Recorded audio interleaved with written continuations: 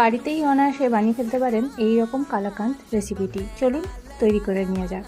প্রথমে 1 লিটার দুধকে ছানা কাটে ছেঁকে নিতে হবে। ওটাকে ভালো করে ঠেসে নিতে হবে। ভালো করে ঠেসে একদিকে রেখে দিতে হবে। এবার রেখে দেওয়ার পরে একটা প্যানে জল নিয়ে তাতে 6 চামচের মতন পাউডার দুধ ভালো করে মিশিয়ে নিতে হবে। এবার ওই দুধটাকে ভালো করে ফুটিয়ে নিতে হবে। ফোটানো হয়ে গেলে তাতে দিয়ে দিতে হবে 2টো এলাচ। আপনারা এলাচ গুঁড়োও দিতে পারেন। এই সময় আপনারা চিনি দিয়ে দিতে পারেন।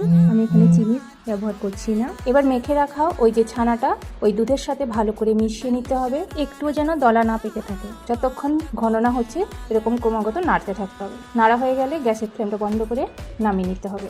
একটা প্লেটে ঘি ব্রাশ করে নিতে হবে। এবার ওই মিশ্রণটাকে দিয়ে ভালো করে সেট করে নিতে হবে। ওপর থেকে বাদাম কুচি ছড়িয়ে দিয়ে কিছুক্ষণের জন্য সেট করে রেখে দিতে হবে। সেট হয়ে গেলে ছুরি দিয়ে পিস পিস করে কেটে সার্ভ করে নিতে হবে। কালাকাঁদটি বাড়িতে ঝটপট তৈরি হয়ে যায়। আপনারাও বাড়িতে বানিয়ে দেখতে পারেন। রেসিপিটি যদি ভালো লেগে থাকে চ্যানেলটিতে সাবস্ক্রাইব করে পাশে থাকবেন।